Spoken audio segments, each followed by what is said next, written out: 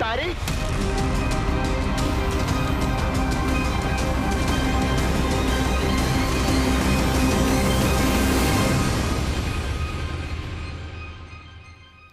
नमस्कार, मी ऋषी देसाई. लोकशाही विशेष कार्यक्रमात आपलं स्वागत. आजचा दिवस राजकीय दृष्ट्या खूप मोठा आहे. राज्याच्या आखाड्यात भाजप नेते किरीट सोमय्या हे कायमच चर्चेत असतात.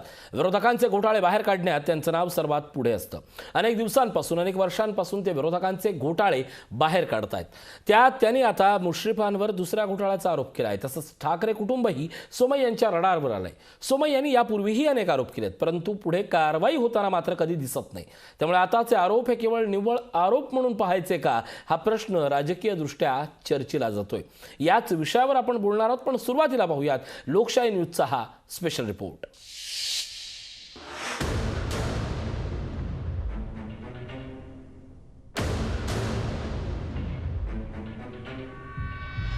हसन मुश्रीफ आणि परिवाराने अप्पासाहेब नलावडे गडहिंग्लज सहकारी साखर कारखाना मध्ये 100 कोटी रुपयाचा घोटाळा केला. हा आहे भाजप नेते किरीट सोमय्यांचा ग्रामविकास मंत्री हसन मुश्रीफांवर दुसरा आरोप. यानंतर पुढच्या आठवड्यात ते तिसरा आरोप करणार आहेत. मुश्रीफांवर आरोप केल्यानंतर त्या संदर्भातले पुरावे सोमय्या ईडीला देणार आहेत. हसन मुश्रीफ आणि परिवाराने अप्पासाहेब नलावडे गडहिंग्लज सहकारी साखर कारखाना मध्ये 100 कोटी रुपयाचा घोटाळा केला आहे. आणि या गडहिंग्लज सरकारी कारखान्याचे कागदपत्र मी उद्या मुंबई ईडीकडे सुपूर्द करणार आहे. ईडी आणि इन्कम टॅक्स विभागाकडे. सोमय्यांच्या आरोपांवर मुश्रीफांनी मुंबईतून उत्तर दिलंय. एवढंच नाही तर सोमय्यांवर 150 कोटींचा मानहानीचा दावा ठोकणार असल्याचंही मुश्रीफांनी ठासून सांगितलं. त्यांना काही मिळणार नाही. सगळे आरोप खोटे आहेत, बिनबुडाचे आहेत. आणि त्याच वेळेला मी त्याचा निषेध केला होता आणि 100 कोटी रुपयेच्या फौजदारी अब्रू नुकसानीचा दावा करायचं मी ठरवलेलं आहे आणि ते मला दावा तयार होत आलेला आहे.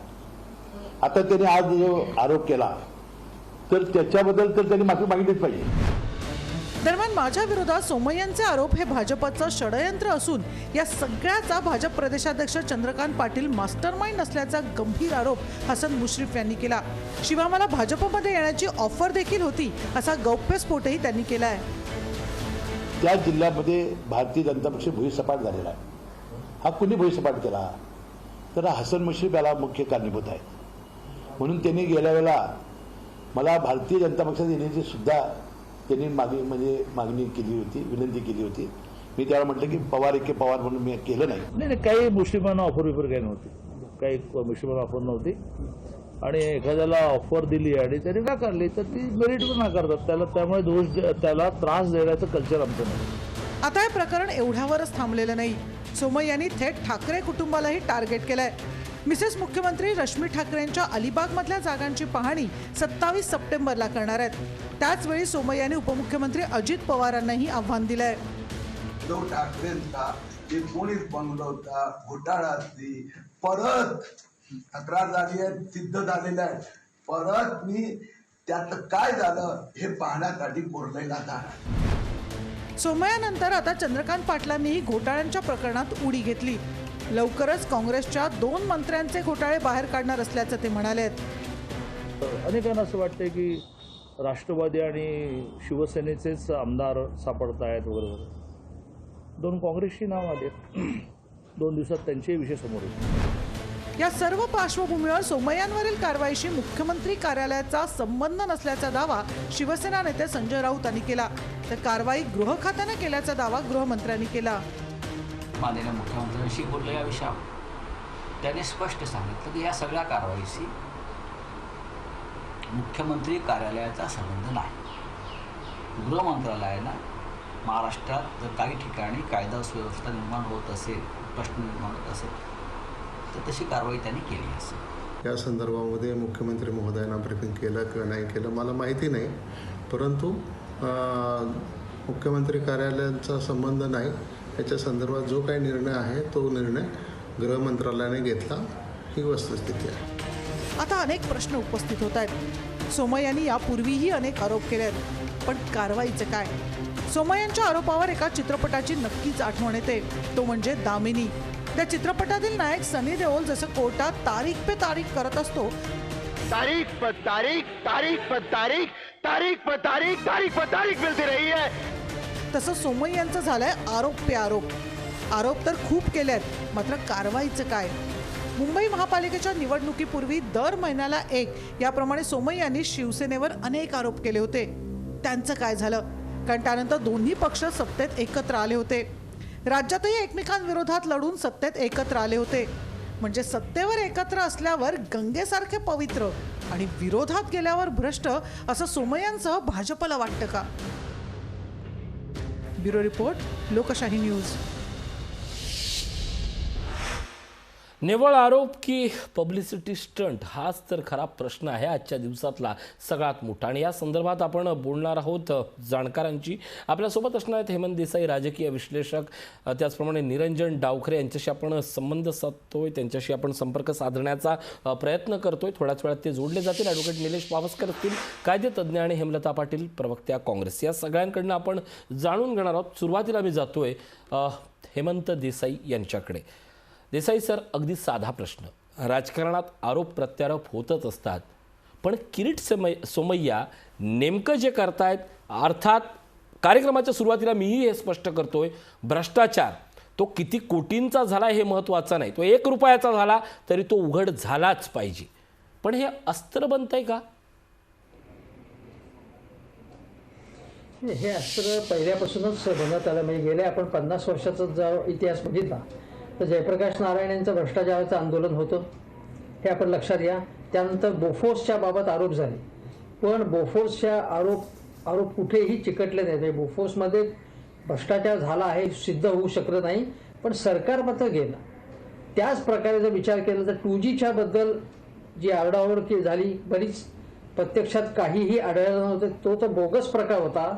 ते कॅगचे जे महासंचालक होते त्यांना हाताशी धरून भारतीय जनता पक्षाने हे केलेलं होतं, षडयंत्र रचलेलं होतं. त्यात काहीही दिसलं नाही, पण सरकार गेलं.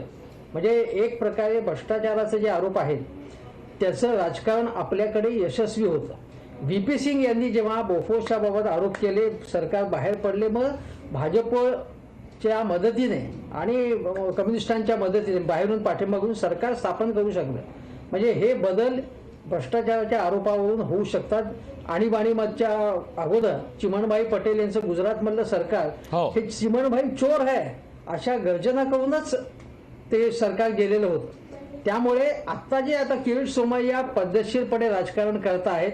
तुम्ही जे सुरुवातीला जे पॅकेज होतं त्याच्यामध्ये ते अतिशय बरोबर होतं की किरीट सोमय्या यांनी मातोश्रीमध्ये माफी आहे असं म्हटलेलं होतं. त्यानंतर त्यांच्यावरती हल्ला करण्याचा प्रयत्न झाला होता. आता मातोश्रीचं माफिया आहे हाचा त्यांना शोध केव्हा लागला? आणि 30 वर्ष त्या मातोश्री बरोबर तुम्ही मैत्री केली ना. अगदी मैत्रीला सुरुवात केव्हा 90च्या अगोदरपासूनच झाली होती, टप्प्याटप्प्याने. तेव्हा तुम्हाला कसं झालं ते मित्र? आणि अचानक आता सगळे दोष कसे त्यांना समोर दिसत आहेत. बारामतीमध्ये जाऊन अमित शहा आणि मोदींनी सांगितलं होतं ही भ्रष्टाचाराची जणू काही काशी आहे, भ्रष्टाचाराचं माहेरघर आहे, असा आरोप केले होते. आणि त्यांनाच तुम्ही ऑफर देताय की तुम्ही आमच्याबरोबर आलात तर. जसं अजितदादांबरोबर सरकार स्थापन केलं तेव्हा तुम्हाला ते दिसलं नाही का? हा खरा प्रश्न आहे. त्यामुळे यांच्या आरोपामध्ये तथ्य असू शकेल. म्हणजे एक अशी गोष्ट आहे की किरीट सोमय्या हे चार्टर्ड अकाउंटंट आहे आणि मी त्यांना अनेक वर्ष ओळखतो. ते त्यांचं एक इन्व्हेस्टर्स असोसिएशन म्हणून होतं आणि ज्याच्यामध्ये गुंतवणूकदारांचे हितसंबंध सांभाळणारी अशी ती संघटना होती. आणि त्यामध्ये ते अनेक कंपन्यांवरती भ्रष्टाचाराचे आरोप, गैरव्यवहाराचे आरोप करत असत. चांगलं काम होतं असं मी म्हणेन. ते काही वाईट काम नाही.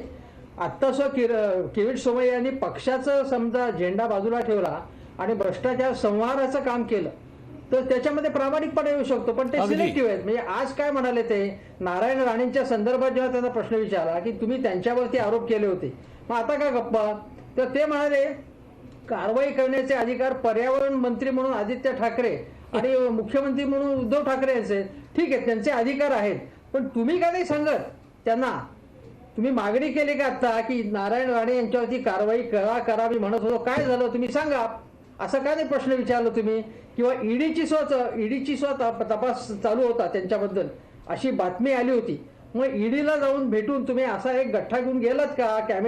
कॅमेरामॅनला बरोबर घेऊन जातच असते.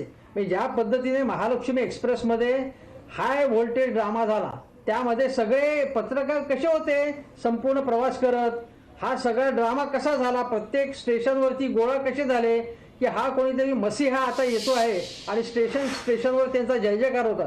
आता हे ठाकरे सरकारचा दोष आहे की या माणसाला त्यांनी एका दिवसामध्ये मोठं केलेलं आहे. अगदी ठाकरे सरकारने ज्या पद्धतीने हँडल केलं ते अतिशय चुकीच्या पद्धतीने हँडल केलं, हे अतिशय बावळटासारखं हँडल केलंय.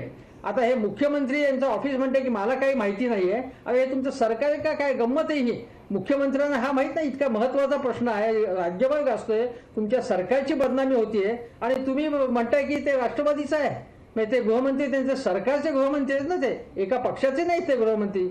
तेव्हा आणि ज्या पद्धतीने त्यांना तिथे अडवण्यात आलं, त्यांना मोठं होण्याची संधी दिली ना तुम्ही. नक्कीच सोमय्याला मोठं केलं कोणी हा प्रश्न नंतर अर्थात 2-4 दिवसांनी ज्यावेळी चर्चेला येईल त्यावेळी मात्र सुई ही मुख्यमंत्री कार्यालयाकडे जाणार एवढं नक्की. मी ॲडव्होकेट निलेश पावसकर यांच्याकडे जातो. पावसकरजी, खरं तर हा मुद्दा राजकीय आहे, त्यापेक्षाही कायद्याची न्यायाची भाषा वापरून त्याचं अगदी सोयीस्कर राजकारण केलं जातं. मला हेमंत देसाईंचा एक शब्द खूप आवडला, जर ही लढाई पक्षाच्या बॅनरखाली नसती तर आज मिळणारा प्रतिसाद हा महाराष्ट्रातल्या सर्वसामान्य नागरिकांचा प्रचंड असता, यात कोणीही दुमत देऊ शकत नाही. अशा पद्धतीचा एक आरोप होतो. मानहानीचे दावे येतात, पण हे खरंच दावे तरी चालतात का पुढे? पावसकर साहेब.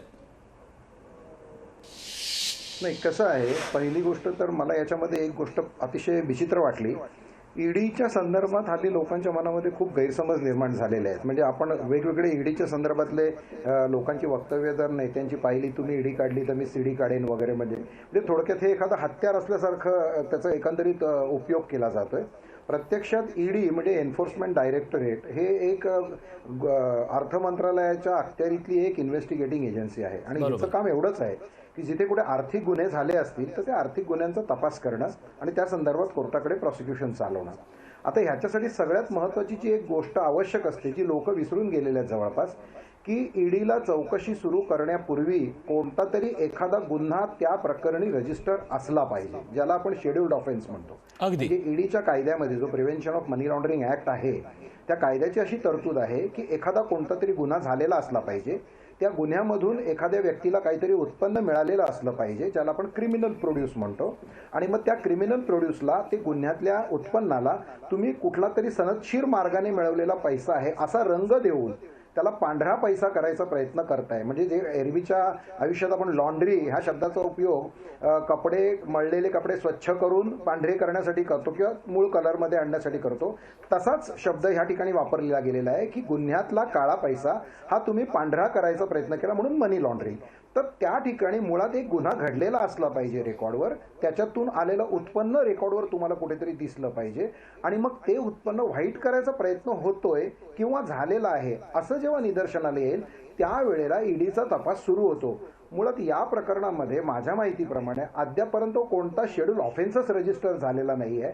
तर ईडी चौकशी करते असं जे काही म्हणणं सांगितलं गेलं की सोमय्या साहेबांनी त्यांच्या इंटरव्ह्यूमध्ये मी ऐकलं की ते म्हणत होते ईडीला मी दिलेले आहेत आणि ते तपास करतायत. तर मुळात ते तपास कसा करतायत हे मला अजून कळलेलं नाही आहे, कारण मुळात जर शेड्यूल ऑफेन्सच रजिस्टर नाही आहे तर तुम्ही करणार कसं? दुसरा मुद्दा त्यांनी असा मांडला की मला कोल्हापूरला जाऊन गुन्हा मुळात रजिस्टर करायचा आहे. तर कायदेशीर दृष्ट्या त्यांनी कोल्हापूरला प्रत्यक्ष जाऊन जबरदस्तीने मी रेकॉर्ड करणार असं करायची काही आवश्यकता नाही आहे. त्यांनी अगदी लेखी स्वरूपात ईमेल केला किंवा रजिस्टर ईडीने पाठवून दिलं आणि पोलिसांना जर प्रथमदर्शनी प्राथमिक चौकशीत वाटलं की तर ते स्वतःच आमंत्रण देऊन बोलवून घेतील, कारण त्यांच्या कामाची ती पद्धत आहे.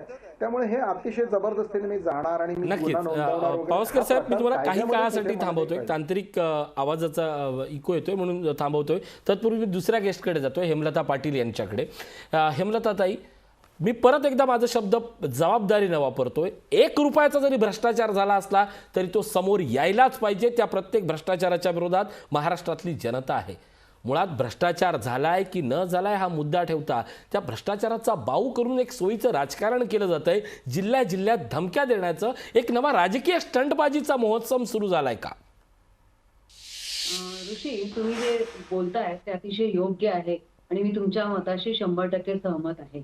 आता आपण किरीट सोमय्या ह्या व्यक्तीचा जर विचार केला तर मी अगदी प्रामाणिकपणे सांगते की किरीट सोमय्या ही व्यक्ती विकृत आहे आणि विकृत मानसिकतेतून हे कृत्य करतात. बरं, त्यांच्या बाबतीत दहचा मास होण्याचा काही प्रश्न नाही, कारण ते काय बोलतात तेच मुळात कळत नाही. आजची जी घटना घडली, मी तुम्हाला पूर्वीचा संदर्भ देते, साधारण 4 वर्षापूर्वीचा संदर्भ असेल आणि मला आठवतंय की छगन भुजबळांच्या वेळेला हीच व्यक्ती नाशिकमध्ये येऊन अक्षरशः ते टेप घेऊन आले होते आणि टेपनी ते जमीन आणि ते स्विमिंग पूल मोजण्याचं काम करत होते. म्हणजे ही विकृत मानसिकता आहे आणि ईडीचा प्रवक्ता असल्यासारखं त्यांची वागणूक आहे. ज्या पद्धतीने फक्त स्टंट करायचे, तुम्ही मगाशी बोलताना एक वाक्य अतिशय योग्य बोलला की ह्या सगळ्या केसेस बद्दल ते तक्रारी करतायत, ह्या सगळ्या घटनांबद्दल तक्रारी करतायत, पण पुढे काय होतं? पुढे मला सांगा की काय कन्व्हिक्शन रेट काय आहे, किती गुन्ह्यांचा तपास लागलेला आहे, किती आरोपींना शिक्षा झालेली आहे किंवा किती प्रकरणं पुढे आलेले आहेत. छगन भुजबळांसारखा व्यक्ती 2 वर्ष तुम्ही त्यांना जेलमध्ये ठेवलं, ज्या पद्धतीने तुम्ही त्यांना वागणूक दिली, म्हणजे केवळ आणि केवळ राजकीय सुडापोटी आणि सूड भावनेने तुम्ही हे सगळं कृत्य करताय हे स्पष्ट झालं. किरीट सोमय्या असतील किंवा नारायण राणे, देवेंद्र फडणवीस असतील, या जोडगोळीने नारायण राणेंवरती आरोप केले होते, बबन पाचपुतेंवरती आरोप केले होते, आपल्या विखे पाटलांवरती आरोप केले होते. काय झालं पुढे? त्या आरोपींमधलं काय निघालं? त्या नेत्यांचं पुढे काय झालं? ते नेते कुठल्या पक्षात गेले आणि ते कुठल्या पक्षात गेल्यानंतर त्या आरोपांचं पुढे काय झालं? ते आरोप पुढे आले का? हे सगळं बघण्यासारखं आहे. म्हणजे जनता सुजली आहे. ज्या पद्धतीने तुम्ही हे सगळं वातावरण तयार केलंय ते मला असं वाटतंय अतिशय महाराष्ट्राच्या दृष्टीनं, एका पुरोगामी राज्याच्या दृष्टीनं हे वातावरण अतिशय खराब आहे. आणि आरोप करा, तुम्ही जसं बोलला तसं 1 पैशाचा जरी भ्रष्टाचार झाला असेल तर त्याला शिक्षा झाली पाहिजे, पण कोणावरती उठसूट आरोप करायचे, कोणाचं तरी राजकीय सामाजिक आयुष्य बर्बाद करायचं आणि त्यानंतर पुढे काहीच नाही. म्हणजे केवळ राजकीय द्वेषापोटी जर तुम्ही हे करत असाल तर मला असं वाटतंय की किरीट सोमय्या ह्या व्यक्तीवरच खरं तर कारवाई झाली पाहिजे. आणि यांना जसं हेमंत देसाई म्हटले की या व्यक्तीला आकारण मोठे करण्याचं काम सुद्धा आपण बंद केलं पाहिजे. नक्कीच सत्य सांगणं हा एक भाग झाला आणि स्वतःच्या सोयीपुरतं तेवढंच सत्य सांगणं हा दुसरा भाग झाला. अर्थात निरंजन डावखरे आता सहभागी झालेले आहेत, मी त्यांच्याकडेही जाणार आहोत, पण एक छोटासा ब्रेक घेतो आणि लगेच त्यांच्याकडे जातो. पण प्रश्न जाणून घेतोय की हे आरोप आहेत की फक्त पब्लिसिटी स्टंट आहेत? पाहत राहा लोकशाही न्यूज. निव्वळ आरोप की पब्लिसिटी स्टंट या विषयावर आपण बोलतो आणि आता मी जातोय भाजपचे प्रवक्ते निरंजन डावखरे. डावखरे सर, या चर्चेत तुम्ही काही काळाने जॉईन झालात. तत्पूर्वी मी एक वाक्याची आठवण करून देतोय की या सगळ्या कार्यक्रमाच्या उद्देशाला सुरुवात करताना प्रश्न एवढाच होता की सत्य समोर आला पाहिजे. 1 रुपयाचा जरी भ्रष्टाचार झाला असला तरी तो लोकांसमोर यायला पाहिजे. पण मागील काही वर्षात किरीट सोमय्या यांच्याकडनं सुरू असलेलं आरोप सत्र आणि याच आठवड्यात छगन भुजबळांना मिळालेल्या क्लीन चिटीनंतर सोमय्या फक्त पब्लिसिटी स्टंट करतात का हा प्रश्न उपस्थित होतोय. उत्तर याच्यामध्ये एक फार स्पष्ट आहे की सोमय्यांच्या संदर्भातले जे त्यांनी आरोप केले त्या संदर्भातले ते पुरावे देतात आणि पुरावे देत असताना आपण जर असं म्हणत असाल की तो पब्लिसिटी स्टंट आहे तर मग या गोष्टीला त्यांना अडवण्याचं कारण काय? त्यांना कोल्हापूरला न जाऊन द्यायचं, त्यांच्या घराच्या खाली मुंबईलाच पोलीस बंदोबस्त लावणं हे कितपत योग्य आहे? जर त्यांच्या आरोपांमध्ये तथ्य नाही तर त्यांना जाऊ दे, कोल्हापूरमध्ये बोलू दे. त्याचबरोबर आपण जे भुजबळ साहेबांच्या बद्दल बोललात तर भुजबळांची जी कारवाई चालू आहे त्याच्या संदर्भातला जो निर्णय आता कोर्टाने दिला तो मॅटर वेगळा आणि हा मॅटर वेगळा आहे. त्याच्यामुळे पूर्ण त्या संदर्भातला विषय तो संपला नाही. आणि त्याचबरोबर ज्या गोष्टींमध्ये सोमय्यांनी आतापर्यंत आरोप केलेले आहेत त्याच्या सगळ्या संदर्भातले पुरावे दिले, त्या सगळ्या संदर्भातले डॉक्युमेंटेड पुरावे दिले. असं नाही की फक्त ते तोंडी बोलतात. त्याच्या संदर्भातला प्रत्येक कागद त्यांनी त्या यंत्रणेकडे देण्याचं काम केलेलं आहे आणि त्याच्यामुळे यंत्रणेने त्या संदर्भातली चौकशी करून त्या संदर्भातली पुढची कारवाई करायची.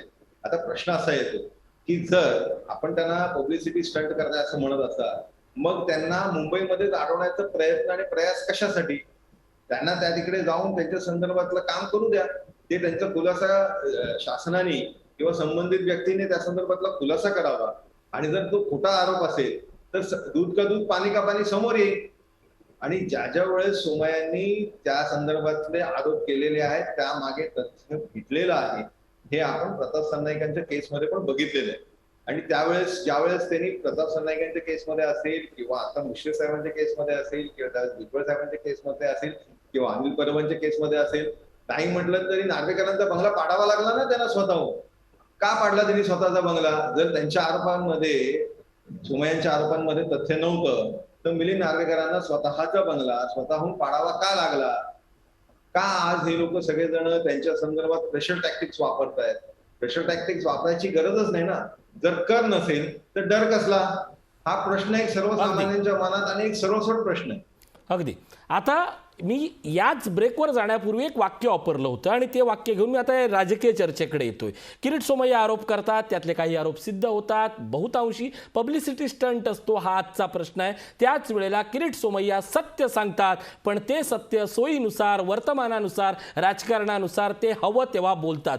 कणकवली दौऱ्यामध्ये ते सतीश सावंत यांच्या विरुद्ध आरोप सत्र करण्यासाठी गेले होते आणि त्यावेळी राणेंच्या विरोधातल्या आरोपाची अक्षरशः स्क्रीन ही जागोजागी लावलेली होती. त्या आरोपांचं काय झालं? जी आज मला राजकारणात गरजेची नाही ते आरोप मी विसरणार, यालाच आम्ही किंवा यालाच लोक आक्षेप म्हणून पब्लिसिटी स्टंट म्हणतात. डावखरे त्याच्यामध्ये ज्या वेळेस सोमय्यांनी आरोप केले होते त्याच्यानंतर सन्माननीय राणे साहेबांचे ज्या ज्या प्रॉपर्टीजवर कारवाई झाली तेही आपण बघा. त्याच्यामुळे कारवाई ज्यावेळेस एखाद्या यंत्रणेकडे दिलेली आहे त्यावेळेस त्यांनी कागदपत्र सबमिट केलेले आहेत. त्याच्या संदर्भातले एकदा यंत्रणेचं काम सुरू झालं की ते काम यंत्रणेने पूर्णत्वाला न्यायचं असतं आणि त्या संदर्भातलं यंत्रणा काम करत आहे. पण प्रश्न असा उद्भवतोय आज की जर या शासनाला कुठल्याही गोष्टीचं त्यांनी जर भ्रष्टाचार केलेला नाही तर मग ते का त्यांना अडवण्याचा प्रयास करतायत? त्यांना VT स्टेशनवर अडवण्याचा प्रयत्न होतो, त्यांना त्यांच्या घरी अडवण्याचा प्रयत्न होतो, त्यांना ठाणे स्टेशनला अडवण्याचा प्रयत्न होतो, त्यांना कल्याण स्टेशनला अडवण्याचा प्रयत्न होतो. मग टप्प्याटप्प्यावर त्यांना अडवण्याचा प्रयत्न का? या शासनाला भीती कशाची आहे? अगदी. डावखरे यांचा हाच मुद्दा घेऊन मी हेमंत देसाई यांच्याकडे जातो. महाराष्ट्र सरकारला भीती कशाची आहे या प्रश्नाचं उत्तर राजकीय सामाजिक शोधताना एक वाक्य काही महिन्यापूर्वी तुम्ही ऐकलं असेल, आम्ही तुमचा भुजबळ करू. ही जी मालिका आहे किंवा ही जी गोष्ट आहे आणि याच्यातनं निघालेलं हे सत्र, मग जिल्हावार भेटी देऊन त्याचं राजकीयकरण करणं, त्यांना पक्षात पक्षप्रवेशाची ऑफर देणं, अशाचा भाग आहे. किरीट सोमय्यांचं म्हणजे किरीट सोमय्या हे एक प्रकारे स्वतःच्या मार्गाने जाणारे आहेत. पक्षाचं छत्र आहे त्यांना, पण त्यांना हे स्ट्रॅटेजी म्हणून की आत्ता त्यांचा वापर केला जात आहे. म्हणजे ज्या पक्षाने त्यांची उपेक्षा केली, गेल्या वेळी तिकीट दिलं नाही हे आपल्याला सगळं माहिती आहे. कारण शिवसेनेने दबाव आणला होता की यांना तिकीट देऊ नका, तो प्रश्न नाही. पण मला आत्ता गंमत अशी वाटते की तुम्ही ज्या प्रश्नाला टच केला त्याचं नीट उत्तर मला डावखरे साहेबांकडनं काही मिळालं नाही. तुम्ही काय म्हणाल होतात? नारायण राणेंच्या सोयीनुसार, वर्तमानानुसार सत्य कारवाई चालू आहे. हां माझं असं म्हणणं आहे की नारायण राणेंवरती जर एवढे गंभीर आरोप किरीट सोमय्यांनी केले होते आणि ते आरोप त्यांनी करता कामा नये जसं भाजपने कधीही कुठेही म्हटलेलं नव्हतं. मग हे भाजपला हे मान्य आहे ते आरोप करतात ते. मग अशा माणसाला, इतक्या अपवित्र माणसाला इतक्या पवित्र पक्षामध्ये का घेतलं तुम्ही बाबा? आणि का घेऊन परत त्यांना महान स्थान त्यांना दिलं हे आपल्याला माहिती आहे. नितीन गडकरींवरती जेव्हा सगळ्या देशभर आरोप चालू होते आणि त्यापैकी बरीचशी माहिती पक्षामधूनच लोक नितीन गडकरींचे विरोधक पुरवत होते. पुरती कथित घोटाळा, त्यात काही सिद्ध होऊ शकलं नाही हा भाग वेगळा, पण त्यामध्येही बनावट कंपन्या, बोगस कंपन्या, मनी लॉन्ड्रिंग असे आरोप होते. त्यावेळी सुद्धा सोमय्यांना विचारण्यात आलं होतं, तुम्ही बाकीचं सगळे बडबड करताय तुम्ही, पण नितीन गडकरींबद्दल का बोलत नाही? तेव्हा त्या प्रश्नाला त्यांनी उत्तर देण्याचं साफ टाळलं होतं, उत्तरच देत नव्हते ते त्याला. तेव्हा हे सिलेक्टिव्ह पद्धतीने राजकारण करतात. दुसरी गोष्ट अशी की असे शब्द वापरायचे की माझ्या हत्येची ठाकरेंच्या गुंडांनी इकडे माझ्या हत्येची सुपारी देण्यात आलेली आहे, मला कोंडून ठेवण्यात आलेला आहे, अशा प्रकारचं ते जे बोलतायत. आता ते काय म्हणाले की ईडी तपास करते. तुम्हाला कसं काय कळलं ईडी तपास करते? आता चंद्रकांत दादा म्हणाले की 2 दिवसामध्ये अमुक विषय समोर येईल. यापूर्वी दादा म्हणाले होते काही होणार आणि त्या पद्धतीने ईडीची कारवाई सुरू झाली होती. याचा अर्थ काय आहे की ईडीचा वापर शस्त्रासारखा केला जातोय. तो तत्वतः ठीक आहे की ईडी स्वतंत्रपणे कारवाई करते वगैरे, पण आता जे वकील महाशय म्हणाले की कुठलीही इथे रजिस्टर झालेली नाही गुन्हा. आणि मी तुम्हाला सांगतो की 2200 का 2700 पानांचा गठ्ठा घेऊन हे तिकडे गेले होते. अशी स्टंटबाजी करायची गरज काय होती? ऑनलाईन तुम्ही पाठवू शकता ना. पण नाही, कॅमेरामॅन येऊन मग तिथे जे असं महावसुली सरकार वगैरे बोलण्याचा जो आनंद आहे ना, पण महावसुली सरकारची काही एक तरी गोष्ट अजून सिद्ध झालेली नाही आहे. सचिन वाझे तुरुंगात आहेत, त्याचं कुठलंही समर्थन करायचं बिलकुल कारण नाही. अगदी अगदी अगदी पण महावसुली सरकार आहे आणि तुम्ही काय महाफेड सरकार होती. तुम्ही तुमच्या काळात जे काही घडलं होतं ते लोकांना पैसे वाटत होता का तुम्ही वसूल करण्याच्या ऐवजी? तुम्ही काय करत होतात? मग तेव्हा आताही सिद्ध झालं नाही, पण तुम्ही महावसुली सरकार म्हणतात. चंद्रकांत दादा म्हणाले की ह्या सरकारला अक्कल नाही, फक्त पैसे खाण्याची अक्कल आहे असं ते म्हणाले होते. मग त्यांच्या विरुद्ध हसन मुश्रीफ यांनी आरोप केलेले आहेत, बाकीच्यांनी आरोप केलेले, जयंत पाटलांनी आरोप केलेले त्यांच्या एका जमिनीच्या याच्याबद्दल. मुद्दा परत एकदा त्याच मुद्द्यावर येणार. ॲडव्होकेट निलेश पावसकर सरांनी सांगितलेला मुद्दा हा कायदेशीर ज्यांना समजलाय त्यांना ही सगळी चर्चा समजेल. मी हेमलता पाटील यांच्याकडे जातोय. सोमय्या पब्लिसिटी स्टंट करत असतील नसतील हा भाग चर्चेचा आहे, पण मग जर सोमय्या येत आहेत हसन मुश्रीफांच्या दारी, तर त्याच्यासाठी एवढ्या कार्यकर्त्यांचं बळ, विशेषतः जे सरकार सांगते कोरोनाचा आपण प्रादुर्भाव टाळूया, हे शक्ती प्रदर्शन कशाला? निदान तुम्ही तरी देखील काय इरेला पेटलाय, काय सांगाल हेमलताताई? मला माहित नाही की किरीट सोमय्यासारख्या व्यक्तीला एवढं महत्व देण्याचं काय कारण किंवा एवढं महत्व कशासाठी दिलं गेलं.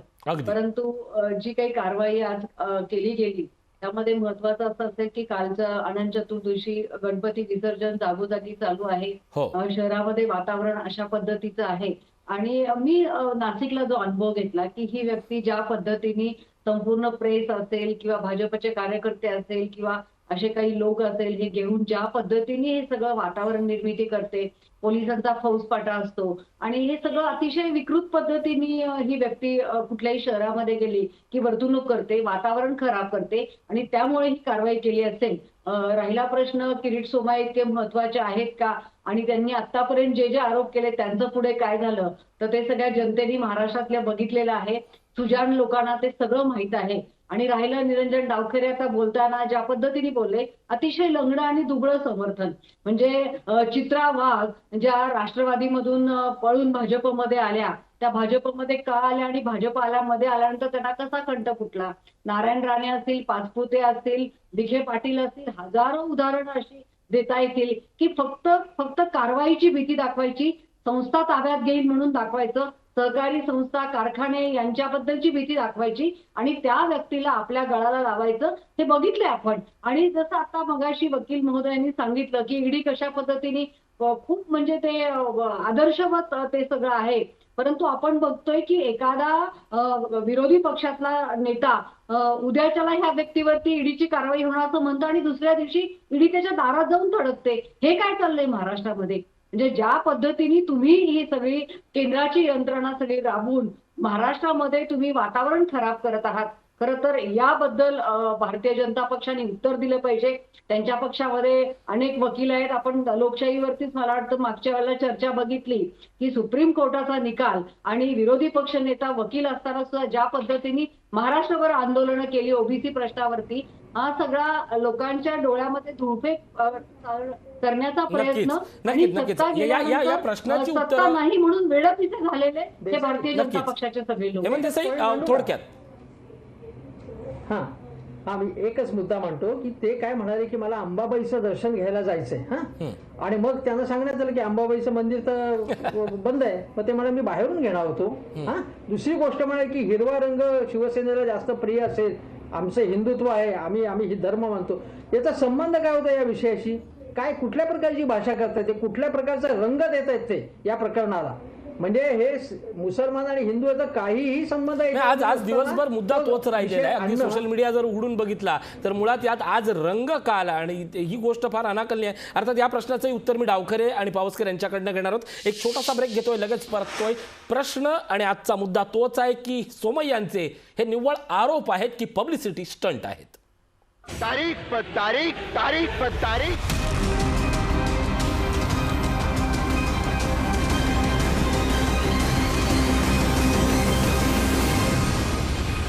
निव्वळ आरोप की पब्लिसिटी स्टंट? पब्लिसिटी स्टंट या शब्दावर माझा जास्त अधोरेखित करतोय आणि मी माझा पुढचा प्रश्न ॲडव्होकेट निलेश पावसकर यांना विचारतोय.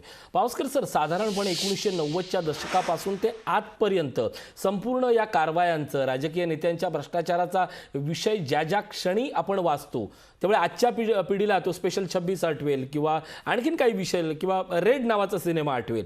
पण ज्याने जुन्या पिढीपासून वर्तमानपत्र पाहिले त्यांना सीबीआय नावाची दहशत म्हणजे काय माहिती आहे, ज्यांना जयललिता प्रकरण माहिती आहे, ज्यांना सुखराम प्रकरण माहिती आहे, ज्यांना साखर घोटाळा प्रकरण माहिती आहे. सीबीआय नावाची एक जी शक्ती जी मनातल्या भ्रष्टाचाराला एक दहशत निर्माण करायची, साधं एक मानसिक तत्व, नैतिक तत्व आहे की एखाद्या गोष्टीचा वारंवार पुनरुच्चार करत राहिला की त्या गोष्टीची भीती न वाटता हसू होतं. जिल्हावार पातळीवर पर्यंत जर अशा पद्धतीने ईडी सारख्या गोष्टीचा वापर होत राहिला तर ते कायद्याच्या दृष्टीनं आणि इव्हन भ्रष्टाचाराच्या दृष्टीनं, कारण याच्यातलं आउटपुट काहीच दिसत नाही आहे. एक नोटीस येणे, 4 दिवस त्या पक्षाला टार्गेट करणं आणि नंतर ते प्रकरण थंड होणं. राज ठाकरेंपासून शरद पवारांपर्यंत आणि भुजबळांपासून ते अगदी पार अनिल परबापर्यंत हे प्रकरण असंच दिसतंय. भीती यातली तुम्हाला काय वाटते? कायद्याचा राजकीय सोयीने केलेला हा वापर आपल्याला कितपत धोकादायक वाटतोय? नाही, खरं म्हटलं तर मला असं माझं प्रामाणिक मत आहे की याच्यामधली बरीचशी भीती ही थोडीशी अनाठाई आहे. कारण जसं मी मगाशी आपल्याला म्हणालो की ईडीची चौकशी ही जोपर्यंत शेड्यूल ऑफेन्स रजिस्टर होत नाही तोपर्यंत सुरू होऊ शकत नाही, हे त्यातलं तथ्य आहे आणि सत्य आहे. त्यामुळे जोपर्यंत त्या प्रस्तुत प्रकरणात एखादा गुन्हा नोंदवला जात नाही आणि त्या गुन्ह्यामधून क्रिमिनल प्रोड्यूस म्हणजे काही काळं उत्पन्न निर्माण झालेलं आहे आणि त्या उत्पन्नाला व्हाईट करण्याचा दुसरा कुठला तरी मार्ग त्यांनी निवडलेला आहे, ह्या 3 टप्प्यापर्यंत जोपर्यंत गोष्टी येत नाही तोपर्यंत ईडीचा मुळात यात प्रवेशच होत नाही. आणि ॲज पर ॲज आत्ताचं जे सोमयाजींचं प्रकरण आहे त्यात त्यांनी जे काही प्रकरणं मांडली आहेत त्यात माझ्या माहितीप्रमाणे अद्यापही कुठलाही गुन्हा ना पोलिसांनी रजिस्टर केला आहे ना सीबीआयनं रजिस्टर केला आहे. त्यामुळे शेड्यूल ऑफेन्स मुळातच अजून रजिस्टर झालेलं नाही. तर ते जे म्हणाले की ईडी चौकशी करते, ती नेमकी काय चौकशी करते हे जरा अनाकलनीय आहे. कारण जोपर्यंत शेड्यूल ऑफेन्सच रजिस्टर नाही तोपर्यंत काय होतंय, तपास कसा होतोय हे त्यांना माहीत. दुसरा भाग, जे गुन्हा रजिस्टर करायच्याबद्दल म्हणाले की मला कागलला जाऊन गुन्हा नोंदवायचा आहे, तर तशी आवश्यकता नाही आहे. क्रिमिनल लॉचा एक बेसिक रूल आहे ज्याला गोल्डन रूल म्हणतात की criminal law could be put into motion by anyone, म्हणजे गुन्हा कुणीही नोंदवू शकतो. त्यांनी सोमय्या साहेबांनी स्वतः जायची काही आवश्यकता नाही. त्यांनी जे कागदपत्र त्यांच्या एखाद्या कार्यकर्त्याकडे देऊन त्याला जरी कागल पोलीस स्टेशनला पाठवलं तरी तक्रार नोंदवता येते. पोलिसांनी तक्रार नोंदवायला नकार दिला तर त्याच्यानंतर कायद्याच्या कलमामध्ये दिलेलं 154(3) मध्ये की तुम्ही तिथल्या एसपींना पत्र द्यायचं. एसपींनी सुद्धा नकार दिला तर त्यानंतर स्थानिक ज्युडिशियल मॅजिस्ट्रेटकडे त्यांना 156(3) खाली तक्रार करता येते. त्यामुळे मला वाटतं एवढा काही मोठा गोंधळ करायची काही गरज नव्हती की मी जाणार किंवा मी करणार वगैरे. अर्थात तो त्यांचा वैयक्तिक प्रश्न आहे, पण कायदेशीर दृष्टिकोनातून त्याची गरज नव्हती, एक भाग. दुसरा भाग, पोलिसांकडून जी काही कारवाई झाली, त्यांना अडवण्याचा प्रकार वगैरे जे काही कानावर आलं त्यातही मला काही फारसं तथ्य कळलं नाही की अशा प्रकारे का वागले गेलं वगैरे. कारण कुणी एखादी व्यक्ती पोलीस ठाण्यात जाऊन तक्रार नोंदवते याचा अर्थ समोरची व्यक्ती गुन्हेगार आहे असं काही त्याचा अर्थ होत नाही. तक्रार पोलीस स्टेशनला केली जाईल, पोलिसांना जर त्या तक्रारीत तथ्य वाटलं तर गुन्हा नोंदवला जाईल, नाही तथ्य वाटलं तर केस क्लोज म्हणून रिपोर्ट देतील आणि त्यानंतर संबंधित व्यक्ती न्यायालयापर्यंत जाऊ शकते. त्यामुळे ह्या प्रकरणात अतिशय फारच काही अनाकलनीय गोष्टी घडलेल्या आहेत असं माझं मत आहे. कायद्यानं ईडीचा किंवा सीबीआयचा वापर सत्ताधारी यंत्रणांकडून केला जातो हे सुप्रीम कोर्टानं स्वतः वेळोवेळी म्हटलेलं आहे. सीबीआयला पिंजऱ्यातला पोपट अशी सुद्धा उपमा दिलेली आहे. अलीकडेच काही काळापूर्वी नवनियुक्त जे आपले सरन्यायाधीश आहेत त्यांनी सुद्धा म्हटलं की आता पोपटाला मोकळा करायची गरज आहे अशा प्रकारे. तर म्हणजे ह्या ज्या काही गोष्टी घडतात याच्यामध्ये राजकीय अँगल थोडेसे जास्त वाटत आहेत, कायदेशीर अँगल कमी आहेत आणि ईडीला खरंच घाबरण्याचं कारण नाही जोपर्यंत शेड्यूल ऑफेन्स होत नाहीये. आणि सत्ताधारी मंत्र्यांच्या विरुद्ध जे काही राजकीय आरोप असतील किंवा कायदेशीर आरोप असतील, पण जोपर्यंत पोलीस खातं रजिस्टर करत नाही, सीबीआयला आता काही रजिस्टर करता येणार नाही कारण राज्य सरकारने त्यांची मान्यता काढून घेतली आहे गुन्हा तपासाची. त्यामुळे त्यांना फक्त कोर्टामार्फतच आता तपास करता येईल. त्यामुळे सध्याच्या तारखेला तरी कुठल्याही मंत्र्याविरुद्ध तपास तोपर्यंत सुरू होणार नाही जोपर्यंत स्थानिक पोलीस ठाण्यात तो नोंदवून घेत नाही. आणि जोपर्यंत स्थानिक पोलीस ठाण्यात गुन्हा नोंदवला जात नाही तोपर्यंत ईडी तपासामध्ये येऊच शकत नाही. त्याच्यामध्ये क्रिमिनल प्रोड्यूस काय झालं हे रेकॉर्डवर येत नाही तोपर्यंत ते येऊ शकत नाही. त्यामुळे ही भीती सुद्धा अनाठाई आहे असं मला वाटतं. ओके, निरंजन डावखरे यांच्याकडे जातोय. निरंजन डावखरे, खरं तर गोष्ट खूप साधी आणि सोपी होती की किरीट सोमय्या यांना त्यांच्या चौकशीसाठी कोल्हापूरला जायचं होतं, सरकारकडनं अडवण्यात आलं, हा त्यांचा सोमय्यांचा आरोप आहे. सरकार जाणून बुजून किरीट सोमय्यांना त्यांना चौकशीपासून रोखतंय असा तुमचा आरोप आहे, आक्षेप आहे का? निश्चितच मुळात पावसकर सरांनी जसं मगाशी सांगितलं, पावसकर सर स्वतः लिगली एकदम फार सिनियर आहेत आणि त्यामुळे त्यांनी मगाशी सांगितलं की सोमय्यांनी त्या तिकडे जाणं ही त्यांची चॉईस आहे आणि त्याच्यामुळे त्या तिकडे ते दुसऱ्यालाही पाठवू शकत होते, पण ते स्वतः जाणं, त्या तिकडे जात असताना त्याच्यामध्ये ते पोलिसांनी जे त्यांना अडवलं. माझा एकच प्रश्न याच्यामध्ये क्लिअर कट जो सगळ्यांच्या मनात उभा राहतो की कलेक्टरांचे जे आदेश आहे त्याच्या अनुसार मुंबईमध्ये त्यांना अडवण्याचा अधिकार शासनाला आहे का, त्याच्यामध्ये त्यांना अधिकार आहे का पोलिसांना या इकडे त्यांना अडवण्याचा. हा विषय कुठं सुरू झाला की ज्या वेळेस या इकडे मुंबईच्या त्यांच्या घरी पोलिसांचा जवळजवळ 50-100 लोकांचा फौजफाटा त्या तिकडे त्यांना अडवण्यासाठी उभा राहिला. त्याची गरजच नाही ना. जसं मागाशी पावसकर सरांनी सांगितलं की जिथपर्यंत ऑफेन्स रजिस्टर होत नाही तिथपर्यंत कुठलीही ऍक्शन होत नाही आणि त्याच्यामुळे या शासनाला एवढं घाबरायचं कारण काय, का एवढं त्यांना वारंवार अडवण्याचा प्रयत्न केला गेला. खरं तर आपण जर पूर्ण याच्यामध्ये बघितलं तर दोष शासनाचा आहे. शासनाने पावलोपावली जर सोमय्यांना अडवण्याचा प्रयास केला नसता तर या सगळ्या गोष्टीला एवढं वळण याची गरज नाही ना. ज्याला तक्रार दाखल करायचंय तो रेग्युलर बेसिसवर चाललाय, तक्रार दाखल करते, त्याच्यामध्ये चौकशी होईल, चौकशी होऊन आरोप खरा आहे का खोटा आहे ते समोर येईल लोकांच्या. मग त्यासाठी एवढं शासनाचं उतावीळपणा कशाला. शासन एवढं का उतावळ होतंय की त्यांना पावलोपावली थांबवण्याचा प्रयत्न करतोय, हा एक प्रश्न सर्वसामान्यांच्या मनात आहे. आज त्याच्या संदर्भात शासनाने खुलासा करायला पाहिजे की यांना एवढं घाबरायचं कारण काय. मी हेमलता पाटील यांच्याकडे तुमचा हा मुद्दा घेऊन जातोय की किरीट सोमय्या जर सत्यासाठी भांडताय तर शासन का घाबरतंय. नाही आजचा जो विषय आहे ऋषी, मला पहिल्यांदा स्पष्ट करू देत की हा पुरोगामी महाराष्ट्र आहे. आता निरंजन डावखरे भाजपमध्ये गेल्यामुळे पुरोगामित्व वगैरे विसरले असेल तर मला माहित नाही, परंतु तुम्हाला तक्रार करायची एखाद्या व्यक्तीबद्दल तुम्ही जाऊन तक्रार करू शकता. इतकी विचित्र विधानं करणं, कुठल्या जातीयतेचा रंग देणं, पब्लिसिटी स्टंटसाठी काही काही नवीन उद्योग करणं, विधानांमध्ये विसंगती, विधानं करताना कुठल्या जाती धर्माचा उल्लेख करणं, हे सगळं कशासाठी केलं पाहिजे. आणि जेव्हा सणासुदीचे दिवस आहेत, गणपती विसर्जन झालेलं आहे, महाराष्ट्र करोनाच्या दुसऱ्या लाटेला झुंजून आता तिसऱ्या लाट येणार की काय याच्याबद्दल साशंक आहे, लसीकरण चालू आहे, अशा वेळेला तुम्ही अशा पद्धतीने त्याला एक वेगळं वळण द्यायचं, विचित्र पद्धतीचं वक्तव्य करायचं, हे सगळं ह्या महाराष्ट्राला शोभेचं नाहीये. आणि म्हणून कुठल्याही व्यक्तीने काहीही करायचं, कसंही बोलायचं, हा काही उत्तर प्रदेश नाहीये. आणि म्हणून महाराष्ट्र शासनाने त्यांना अडवण्याचा प्रयत्न केला असावा, परंतु त्यामुळे हे सगळं पुढचं जे काही रामायण महाभारत घडलं. परंतु या व्यक्तीला पब्लिसिटी स्टंट करण्यासाठी हा व्यक्ती कुठल्याही थराला जातो आणि त्यामध्ये मग महाराष्ट्राची सध्याची परिस्थिती, राजकीय वातावरण, सामाजिक वातावरण, धार्मिक वातावरण याचा कुठलाही विचार केला गेला नाही. आणि म्हणून मला असं वाटतं की पोलिसांनी ही कारवाई केली असावी. किरीट सोमय्या काही फार महान काही देशभक्त देशसेवक आहेत आणि खूप काही चांगल्या गोष्टीसाठी लढायला निघाले असं काही नाहीये. नक्कीच एकूणच ज्या गोष्टीचा ज्या गोष्टीबद्दल सत्य म्हणून भीती वाटायला पाहिजे होती, सत्य म्हणून ते आरोप सिद्ध करण्याची एक मोठी जबाबदारी संपूर्ण समाजावर यायला पाहिजे होती, त्याच ठिकाणी ते सत्य म्हणून पब्लिसिटी स्टंटच्या नावाखाली जर प्रश्नचिन्ह उपस्थित राहत असेल तर हे कशासाठी होतंय याचा विचार आता राजकीय चळवळींनी करणं गरजेचं जास्त बनलंय. आरोप की पब्लिसिटी स्टंट. आणि यानंतर आता या शेवटच्या टप्प्याकडे मी 4ही मान्यवरांकडे जाणार आहेत.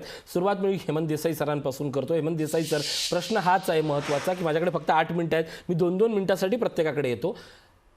खरंच किरीट सोमय्या जे चार्टर्ड अकाउंट होते, पूर्वी ते भ्रष्टाचाराचे आरोप करायचे, आता त्यांच्याकडे असे असंख्य चार्टर्ड अकाउंट आहेत की जे हे सगळी प्रकरणं एकत्र आणतात आणि त्याचे आरोप करतात आणि ते फक्त पत्रकार परिषदा घेताना एका राजकीय प्लॅटफॉर्मचा वापर करतात. अशा पद्धतीची ही लढाई महाराष्ट्र आज शांतपणे बघतोय का? महाराष्ट्र शांतपणे बघतोच, नक्कीच बघतोय. आणि आता यावेळी हे टेक्निकल त्याचं काय किंवा लिगल काय जे असेल की केस रजिस्टर झाल्याशिवाय चौकशी करता येत नाही, पण मला असं वाटतं की याचा हत्यारासारखा वापर तर झालाच आहे. म्हणजे आता शरद पवार यांच्या संदर्भात आपल्याला आठवत असेल की ज्यावेळी शरद पवार स्वतः जायची तयारी दाखवली तेव्हा त्यांनी माघार घेतली, पण त्यावेळी असं सांगण्यात आलं होतं की ईडी अधिक तपासाची गरज लागली तर त्यांच्याकडे जाईल. माझं म्हणणं, जर ती केस काहीतरी होती त्याच्यामध्ये तर घाबरलं का ईडी? म्हणजे त्यांनी चौकशी चालू ठेवायला पाहिजे होती पुन्हा, पण घाबरलं. किंवा घाबरले किंवा सरकारने अशी वेगळी भूमिका घेतली. राज ठाकरे यांच्या संदर्भात सुद्धा जर त्या कोहिनूर प्रकरणामध्ये त्यांना जर बोलवायचं होतं आणि त्यावेळी सुद्धा सांगण्यात आलं होतं की आता प्राथमिक तपास झालेला आहे, आणखीन ते आवश्यकता लागेल तर आम्ही करू. आता किरीट सोमय्या हे त्यांच्याबद्दल राज ठाकरे यांच्याबद्दल का नाही बोलत आहेत की आता भाजपच्या जवळ ते मनसे जायला लागलेली आहे, त्यामुळे असं होतंय का? त्यामुळे टेक्निकल काही असं की रिया चक्रवर्तीच्या प्रकरणी मला आठवत नाही की रिया चक्रवर्तीला नक्कीच हाच मुद्दा अत्यंत महत्त्वाचा आहे. मी निरंजन डावकर यांच्याकडे जातोय. मुद्दा वारंवार प्रकर्षानं उपस्थित होतोय तो म्हणजे पब्लिसिटी स्टंटचा. अशा प्रकारे ईडीच्या कारवाया किंवा आणखीन ज्या महत्त्वाच्या गोष्टी असतात त्याचा राजकीय वापर होतो. हा लोकांच्या मनात होत असलेला संभ्रम मुळात घडलेल्या सत्यापासून लोकांना दूर नेतोय आणि प्रश्नचिन्ह हे किरीट सोमय्या किंवा भाजपवर उपस्थित होत आहे. काय सांगाल? ईडी एक स्वायत्त संस्था आहे. ईडीच्या पद्धतीने चौकशी करते, तो विषय नाही. विषय पूर्ण चर्चा नाही. मग जर ती स्वायत्त संस्था असेल तर भाजप त्याचा वापर का करतो? चंद्रकांत पाटील सांगतात, किरीट सोमय्या सांगतात आम्ही थेट जाऊ. अतिशय चुकीचा आरोप आहे. भाजप कुठेही ईडीचा वापर करत नाही, ते करू शकत नाही. 2 दिवसात कळेल असं आज तर चंद्रकांत पाटील म्हणाले. 2 दिवसात कळेल. ते भाषणामध्ये त्यांनी शासनाच्या संदर्भात बोलले होते. माजी मंत्री आजी मंत्री असा विषय झाला होता त्यावेळेस बोलले होते. आपण प्लीज समजून घ्या, आपण फार चुकीच्या संदर्भातला विषय बोलताय. याच्यामध्ये ईडी ही एक स्वायत्त संस्था आहे. आपला प्रश्न हा आहे की राज्य शासन किरीट सोमय्यांना अडवण्याचा प्रयत्न का करते? नाही, माझा आता हा प्रश्न नाहीये. माझा प्रश्न स्पेसिफिक आहे की माझा प्रश्न स्पेसिफिक आहे, अशा प्रकारच्या गोष्टींचा वापर राजकीय होतोय त्यामुळे त्याचं गांभीर्य कमी होत आहे. हा माझा प्रश्न आहे. पुरावा द्या, तुम्ही पुरावा द्या. तुम्ही असं म्हणताय ना की ईडीचा वापर जर राजकीय होतो. शरद पवारांना परत किती वेळा नोटीस गेली? पुरावा द्या. राज ठाकरेंना किती वेळा नोटीस गेली? राज ठाकरेंना नोटीस देण्याच्या संदर्भात ईडी सांगेल ना, आम्ही कसं सांगणार? पण त्याचा वापर तर तुमच्याकडनं होतोय ना राजकीय हत्यार म्हणून. याकडे बसलोय. पण ते मी कसं सांगणार? ते ईडी सांगेल ना. ईडीचं काम आहे, माझं काम नाहीये. युक्तिवाद आहे तो. नक्कीच हेमलता ताई यांच्याकडे जातोय. मुळात तुम्ही मगाशी म्हटलात. हा बोला. एक मुद्दा देसाई एक मिनिट देसाई हेमंत देसाई मी येतो, पण आधी डावकर यांचा मुद्दा कंप्लीट करतो. डावकर तुमचा मुद्दा कंप्लीट करा. काय सांगाल? हे अतिशय चुकीचं पद्धत आहे ना. ईडीच्या संदर्भातलं तुम्ही आम्हाला विचारता, हे चुकीचं आहे. आम्ही कुठे कधी म्हटलंय की ईडी या संदर्भात चौकशी करेल आणि या पद्धतीने चौकशी केली? मग ईडी जे काम करेल त्याच्यासाठी भाजपची यंत्रणा का कामाला लागली आहे? थांबवलंय. माझं काय म्हणणं आहे, दुसऱ्या पक्षाला कोणी थांबवलंय? त्यांच्याकडे जर ईडी संदर्भातले पुरावे असतील ना तर त्यांनी द्यावे. बाकीच्या नेत्यांबद्दल त्यांना कोणी थांबवलंय? हेमलता ताई देणार आहात का पुरावे? बाकीचे कारवाई होऊ शकत नाहीत का? होतात ना. काय झालंय माहितीये का, प्रश्न असा आहे की सर्वात ईडीच्या कार्यालयाला फक्त भारतीय जनता पक्षाचं बॅनर लावण्याचं फक्त बाकी आहे. बाकी तर भारतीय जनता पक्ष अधिकृत म्हणजे भारतीय जनता पक्षाचे प्रवक्ते हे ईडीचे प्रवक्ते असल्यासारखे. डावकर मी येतो तुमच्याकडे. हा हेमलता ताई. नाही ऋषी, मी मगाशी जे म्हणत होते की ईडीच्या कार्यालयाला फक्त भारतीय जनता पक्षाचं बॅनर लावणं फक्त बाकी आहे. सुशांत सिंगच्या केसच्या वेळेला जेव्हा तपास यंत्रणा, केंद्रीय तपास यंत्रणा आल्या, त्यांच्या गाडीवर सुद्धा भाजपचंच कमळ होतं. म्हणजे ज्या पद्धतीने ह्या सगळ्या तपास यंत्रणांचा भारतीय जनता पक्ष उपयोग करतोय ते खरंच निषेधार्ह आहे. आणि भारतीय जनता पक्षाच्या प्रवक्त्याने कितीही लढणं कारण दिलं तर ज्या पद्धतीने ते ईडीच्या संदर्भामध्ये त्यांची वक्तव्य येतात आणि ज्या पद्धतीने कारवाई होतं त्यामुळे हे स्पष्टच आहे. अगदी तुमचा मुद्दा समजलाय. वेळ कमी आहे, मला डावकर आणि देसाईंकडे जायचं आहे. देसाई तुमचा मुद्दा. देसाई एक वाक्य. ईडीचे एक संयुक्त संचालक आता भाजपमध्ये प्रवेश करतायत. हा आता याच्यासारखा दुसरा पुरावा अजून काय पाहिजे?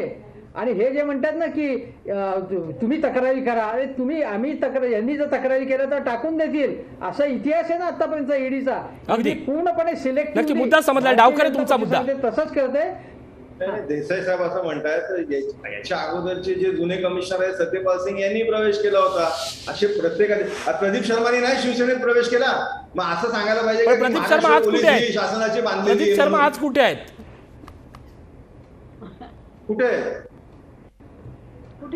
कुठल्या पक्षात आहेत? प्रदीप शर्मा पक्षात नाही. प्रदीप शर्मा आज कुठे आहेत? मी प्रश्न विचारतोय. मला काय माहिती, ते राज्य शासनाला विचारणार.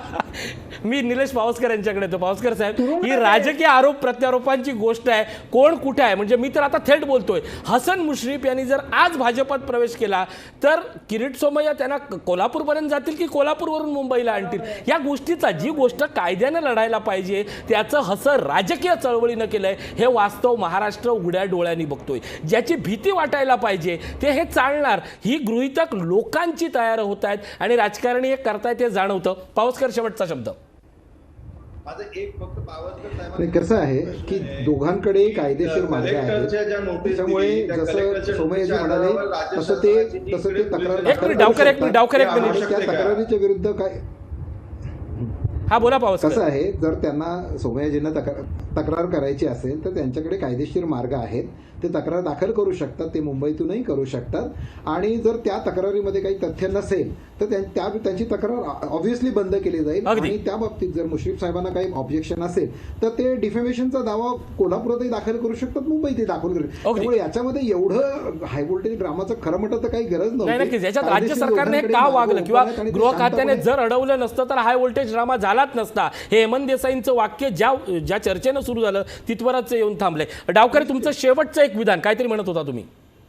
नाही, माझा फक्त एवढंच प्रश्न तुमच्या प्रश्नाला जोडून होतं की जर त्या कलेक्टरच्या नोटीसच्या आधारावर, जे तुम्ही आता म्हटलं, देसाई साहेबही अगोदर बोलले की राज्य शासनाने जर त्यांना इकडे हटवण्याचा प्रयास केला नसता तर हा विषय जेवढा झाला नसता. मग हे त्या कलेक्टरच्या नोटीसच्या आधारावर राज्य शासन इकडे अडवू शकतं का, एवढाच माझा प्रश्न तुमच्या प्रश्नाला जोडून पावसकर साहेबांसाठी होता. पावसकर साहेब. नाही, खरं म्हटलं तर निरंजन जे म्हणाले ते अतिशय योग्य आहे. कायदेशीर दृष्टिकोनातून मुंबई पोलिसांनी तसं त्यांना थांबवण्याचा कोणताही त्यांना अधिकार नाही. त्यांच्या जीवाला धोका असेल. मुळात हाच तर प्रश्न आहे ना की मुळात नेमकं योग्य कोणी वागायचं आणि कायद्याचा सोयीस्कर वापर करायचा की राजकारणाचा सोयीस्कर वापर करायचा. या सगळ्या प्रकरणात महाराष्ट्राला जी गोष्ट हवी आहे ती म्हणजे भ्रष्टाचार जर झाला असेल तर तो समोर येऊ देत, पण या भ्रष्टाचाराचा वापर करून जर राजकारण होत असेल तर ते दुर्दैवानं महाराष्ट्राला सरळ सरळ दिसतंय. आणि म्हणून याला पब्लिसिटी स्टंट आहे का असा प्रश्न उपस्थित लोक करतायत. या सगळ्याबद्दल आता कोणीतरी बोललं पाहिजे आणि याची चर्चाही झालीच पाहिजे. तुर्तास आजच्या चर्चेत इथंच थांबतोय. आपल्या या चर्चेत आज भाजपचे प्रवक्ते निरंजन डावखर असतील, हेमंत देसाई राजकीय विश्लेषक असतील, काँग्रेसच्या प्रवक्त्या हेमलता पाटील असतील, कायद्याचे अभ्यासक ॲडव्होकेट निलेश पावसकर असतील. या सगळ्यांकडनं त्यांच्या मुद्द्यासहित ही चर्चा आपण जाणून घेतली. इथंच थांबतोय. त्याच्या बातम्यांसाठी पाहत राहा लोकशाही न्यूज.